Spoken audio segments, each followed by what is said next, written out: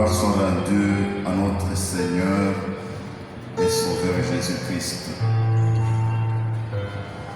Bien-aimés dans le Seigneur, je vous salue au nom de Jésus-Christ, notre Seigneur et Sauveur.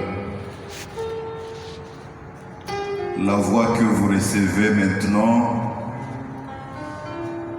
c'est votre serviteur, le pasteur Eli Balika, de l'aumônerie universitaire protestante du Congo, province du Sud Kivu. Nous sommes ici à la paroisse protestante de l'Institut supérieur pédagogique ISP de Bukavu. Mon vœu est que cette parole parvienne à vous et vous rencontre en bonne santé spirituelle et physique. Que Dieu vous bénisse. Bien-aimés dans le Seigneur, nous allons partager ce matin un sujet que j'ai intitulé « Garde le bon dépôt de Dieu ». Garde le bon dépôt de Dieu. En référence, nous allons lire 3 textes. Le premier, c'est Esdras, chapitre 8, du verset 21 jusqu'au verset 29. Le deuxième passage, c'est 2 Timothée, chapitre 1, du verset 12 au verset 14. Et enfin, le dernier passage, nous le lirons dans 2 Corinthiens, chapitre 4, verset 1 jusqu'au verset 2. Lisons Esdras, chapitre 8, du verset 21 jusqu'au verset 29. Là, près du fleuve d'Ahava, je publiais un jeûne d'humiliation devant notre Dieu, afin d'implorer de lui un heureux voyage pour nous, pour nos enfants et pour tout ce qui nous appartenait. J'aurais eu honte de demander au roi une escorte et des cavaliers pour nous protéger contre l'ennemi pendant la route, car nous avions dit au roi: la main de notre Dieu est pour leur bien sur tous ceux qui le cherchent, mais sa force et sa colère sont sur tous ceux qui l'abandonnent. C'est à cause de cela que nous jeûnâmes et que nous invoquâmes notre Dieu, et il nous exauça.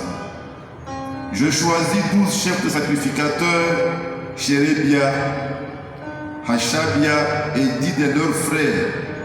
Je pesais devant eux l'argent, l'or et les ustensiles donnés en offrande pour la maison de notre Dieu par le roi, ses conseillers et ses chefs, et par tous ceux d'Israël qu'on avait trouvés.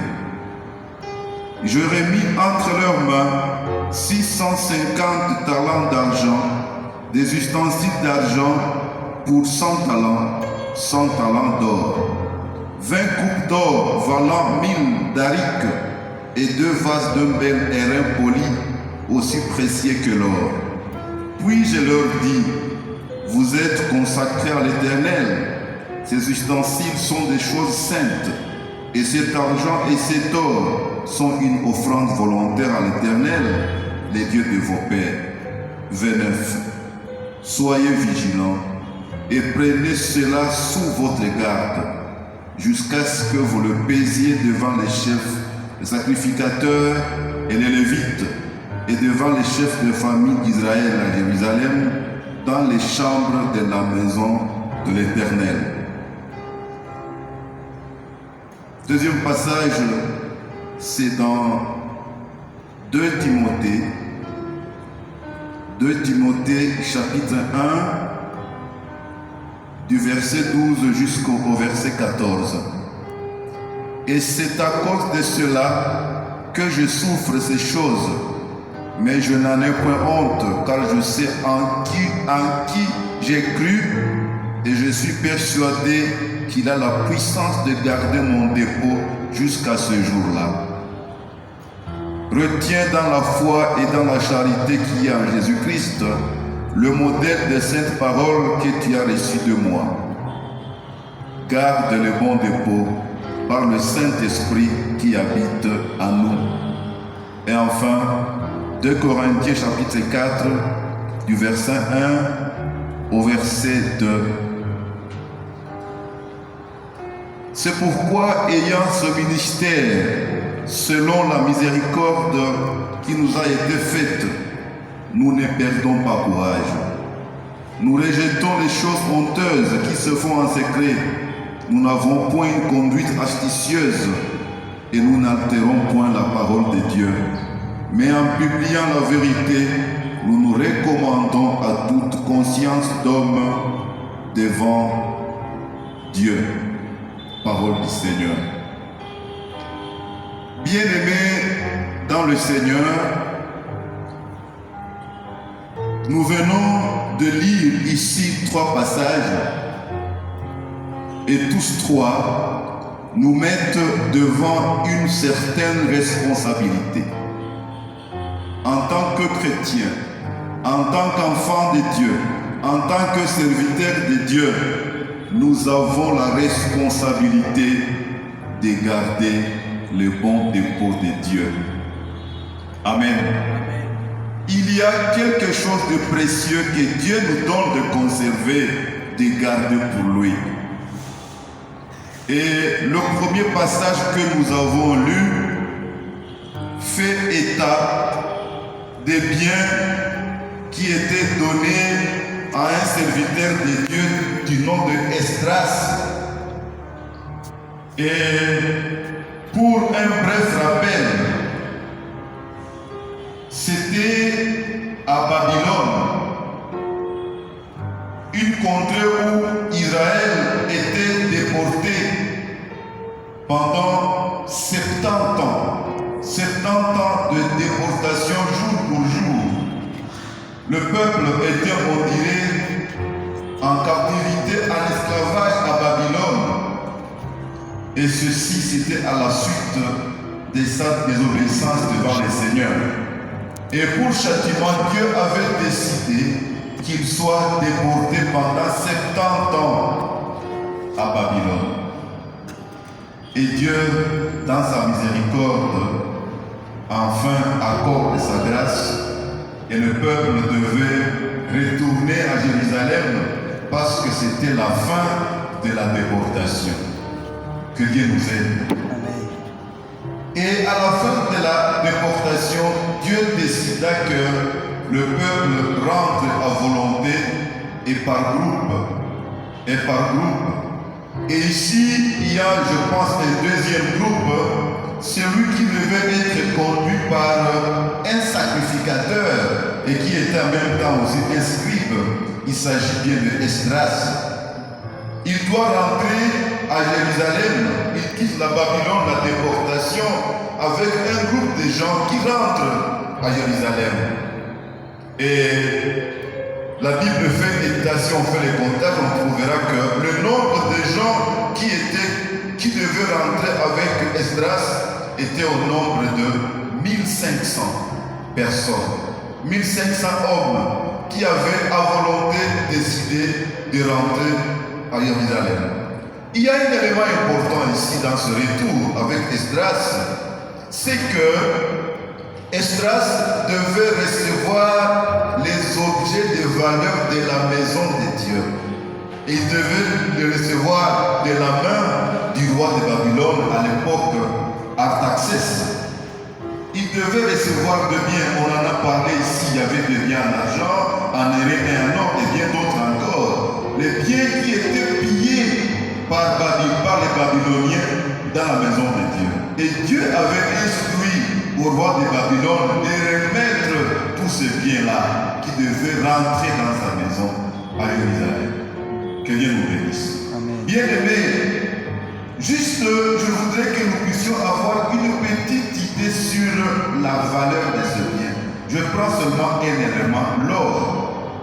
Si nous faisons bien la comptabilité des mesures et en nous rapportant aux mesures actuelles, Esdras devait recevoir autour de 5 tonnes d'or. 5 tonnes d'or au total. Et aujourd'hui, si ma mémoire est bonne, 1 kilo d'or revient autour de 60 000 $. Et maintenant, 5 000 tonnes d'or, ça fait 5 000 kilos d'or, fois 60 000 $, juste pour avoir l'idée de la valeur du trésor qui était placé dans les mains de Esdras. Bien-aimés, les choses de Dieu ont une grande valeur, c'est un trésor. Et quand Dieu nous les confie, c'est qu'il a confiance en nous. Alors la recommandation est là, garde le bon dépôt de Dieu. Bien-aimés, que Dieu nous bénisse. Amen. Esdras devait recevoir cela. Ici, il y a un élément important que je veux souligner. Et souvent, en langage populaire, on dit que la confiance n'exclut pas le contrôle. C'est un bon principe de gestion. Ce qu'on demande d'un dépositaire, d'un gardien, c'est juste la fidélité. Même si on a confiance en le fidèle, le contrôle c'est un élément important dans la gestion. Et ici, Esdras en fait mention. On devait peser. On devait compter les pièces. On devait les identifier à la réception, tout comme à la remise. Bien-aimés, ce que nous avons de Dieu est vraiment précieux. Et Esdras devait faire le voyage. Et nous avons lu ici qu'il avait honte de demander au roi une escorte. Il avait honte de demander au roi des cavaliers. Pourquoi? Parce qu'il lui avait déjà rassuré que le Dieu d'Israël, il sera avec nous. Gloire au Seigneur. Amen. Pour dire que lorsque Dieu est avec nous, son trésor que nous portons n'est pas en danger. Il est vraiment en sécurité. Un élément important encore de cette unité, c'est que comme nous avons les trésors de Dieu, ne fermons pas les yeux, n'oublions pas que l'ennemi est en train de nous observer. Esdras était conscient que sur le passage, sur le parcours, il y avait des ennemis, des enfants de Dieu, et qui étaient au courant qu'Esdras transportait toute cette valeur-là, tous ces trésors-là. Et il s'engage sans cavalier, sans escorte, on dirait sans sécurité humaine, parce que rassuré que portant les trésors de Dieu, il est sous la garde de Dieu. Amen. Amen. Gloire au Seigneur. Amen. Il avance, il arrive quelque part, et ce que nous avons lu, là où il est arrivé, qu'est-ce qu'il fallait faire? Il fallait jeûner et invoquer le nom de l'Éternel. Et gloire au Seigneur, Dieu exauça la prière des enfants d'Israël. Amen. Amen. Amen. Amen. Bien-aimés dans le Seigneur, nous parlons de l'argent, nous parlons de l'airain, nous parlons de l'or physique qui était remis dans les mains de Esdras. Mais ce que Paul maintenant évoque à travers 2 Timothée chapitre 1 de 12 à 14 que nous avons lu, c'est plus que de l'or. Gloire au Seigneur. Amen. C'est plus que de l'or. Et Paul, il exhorte son disciple Timothée et il lui dit de garder les bons dépôts de Dieu. Au verset 12, Paul note: je sais en qui j'ai cru et je suis persuadé qu'il a la puissance de garder mon dépôt jusqu'à ce jour-là. Gloire au Seigneur. Amen. Si nous avons été attentifs dans la lecture, vous allez constater que dans ce passage, l'apôtre Paul évoque 2 fois le mot dépôt. Et dans 2 sens, je ne dirais pas différents, mais dans 2 sens convergents, et je dirais même 2 sens réciproques, parce que l'un implique l'autre. Le premier sens, c'est celui du verset 12. Eh bien, Paul parle de son propre dépôt, mais qui est gardé par l'Éternel. Gloire au Seigneur. Amen. Et la compréhension, c'est que ce dépôt-là simplement représente la vie de l'apôtre Paul. Notre propre vie constitue un dépôt qui est gardé dans la main de Dieu. Gloire au Seigneur. Amen. Gloire au Seigneur. Amen. C'est que nous n'avons rien de quoi avoir peur parce que nous sommes un trésor pour Dieu. Et celui en qui j'ai cru, c'est Jésus-Christ. En lui, j'ai la vie et la vie en abondance. En lui, ma vie est un trésor. Je n'ai donc vraiment rien à craindre par rapport à mes ennemis. Malgré la dureté des temps et des circonstances, je sais que Jésus-Christ a la puissance de garder mon dépôt, la puissance de garder ma vie. Bien-aimé, que Dieu nous garde et que Dieu nous bénisse.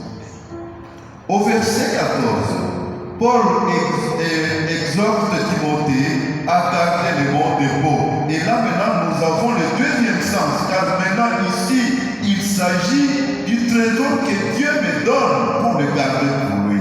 Gloire au Seigneur. Et là, il s'agit bien, Paul le dit, de saines paroles de Dieu. En d'autres termes, la saine doctrine de Dieu. Gloire au Seigneur. Lorsqu'on parle de la saine doctrine de Dieu, on sous-entend à côté, il y a d'autres doctrines qui, elles, ne sont pas de Dieu, qui, elles, ne sont pas saines et qui peuvent détruire. Et bien aimé dans le Seigneur, c'est là que vient alors la nécessité de monter une garde autour du dépôt que Dieu a placé en nous. Parce que il y a autour de nous une menace pressante de l'évangile de Jésus-Christ. Paul déjà en fait mention quand il parle dans 1 Timothée chapitre 6 verset 21, il parle de la fausse science dont font profession quelques-uns qui se sont détournés de la foi. Bien-aimés dans le Seigneur, la garde que nous devons avoir pour le dépôt de Dieu qui est en nous, c'est-à-dire la sainte parole de Dieu, la sainte doctrine, l'évangile du Christ, la foi et le salut que nous avons en Christ, c'est un trésor. Nous devons savoir qu'il y a une menace. Menace, parce que même ici Paul en parle, il y a des faux docteurs qui enseignent un autre évangile que celui de Jésus-Christ. Bien-aimés, soyons vigilants. Il y a de faux prophètes qui prophétisent pour leur ventre et égarent l'esprit faible. Bien-aimés, il y a de faux frères, la Bible en parle, qui provoquent des querelles, des disputes, des divisions en développant des discours vains et discussions folles. Bref, bien-aimés dans le Seigneur, l'évangile du Christ subit une menace. Mais nous ne devons pas nous tarder à avoir peur de la menace, car nous sommes rassurés que celui qui est avec nous est plus fort que ceux-là qui sont contre nous. Gloire au Seigneur. Comme Esdras,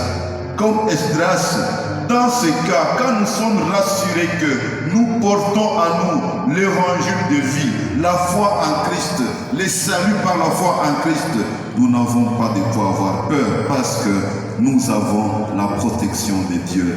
J'aime bien cette expression de l'apôtre Paul dans 1 Timothée chapitre 6 et verset 20. Il dit: ô Timothée, garde le dépôt. Gloire au Seigneur. Ô Timothée, garde le dépôt. C'est à la fois un avertissement et aussi une joie et aussi une mise en garde. Cette recommandation donnée à Timothée de garder le bon dépôt de l'Éternel.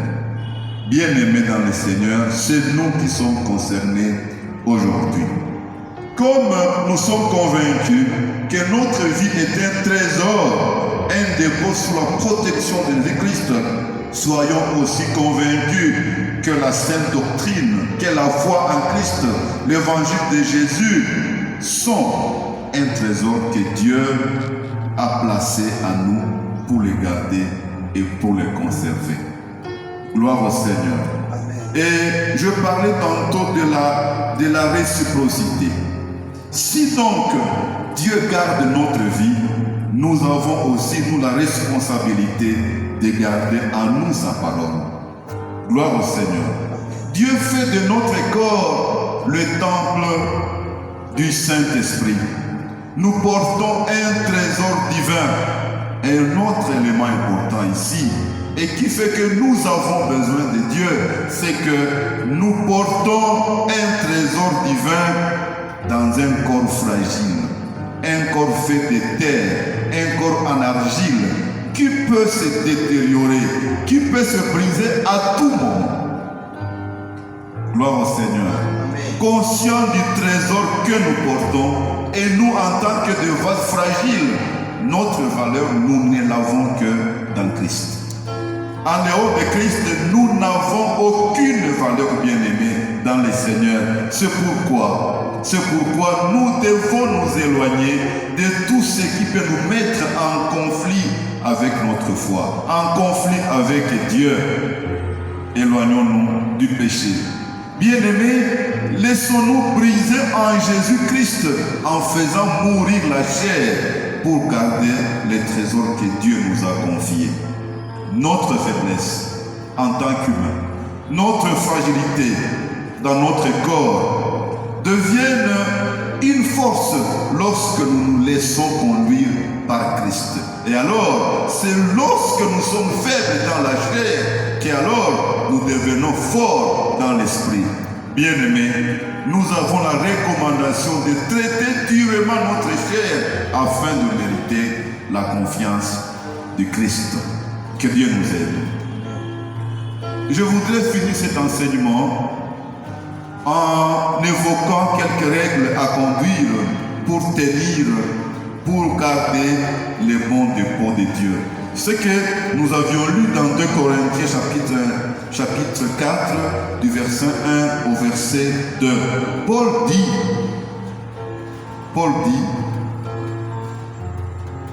nous ne perdons pas courage. Première règle, première conduite à tenir. Nous ne perdons pas courage. Bien-aimés dans le Seigneur, n'exerçons pas le service de Dieu avec lâcheté, avec légèreté ou avec négligence. La fois passée encore, quand j'intervenais ici, j'avais fait mention de la question posée par l'auteur de l'épître aux Hébreux qui demandait comment échapperons-nous donc si nous négligeons un si grand salut. Bien-aimés, que Dieu nous aide pour ne pas négliger les saluts et alors faisons le ministère. Remplissons l'œuvre de Dieu avec courage, avec un engagement et plus que tout, avec fidélité. Deuxième conduite à tenir, rejetons les choses honteuses qui se font en secret. Il y en a beaucoup.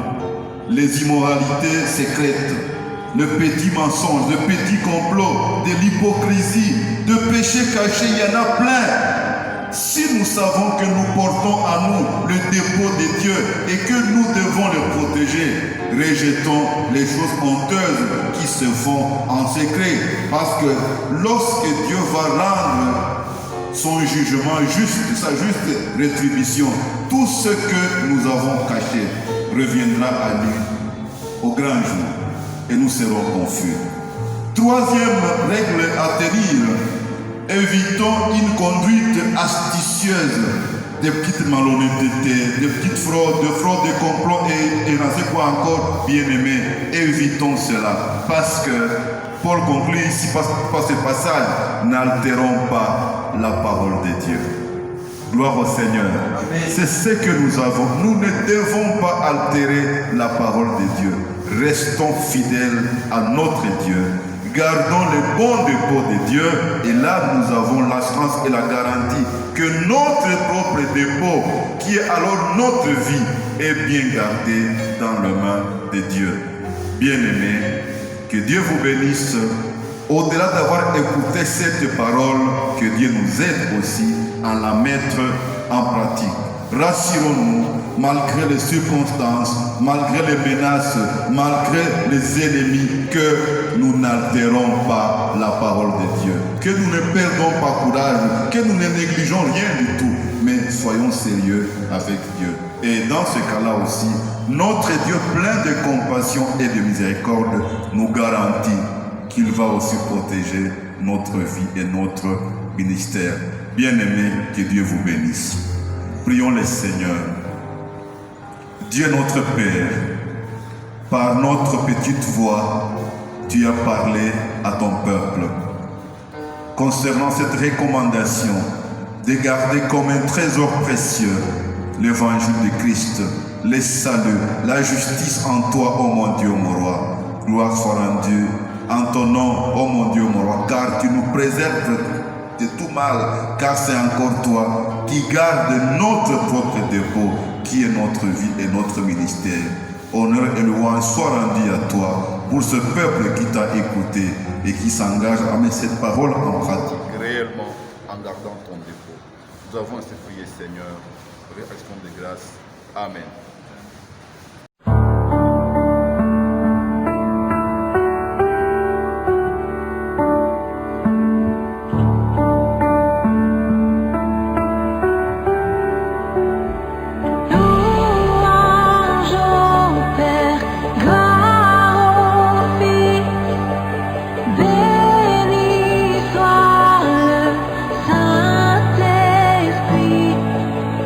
Dieu trois fois saint.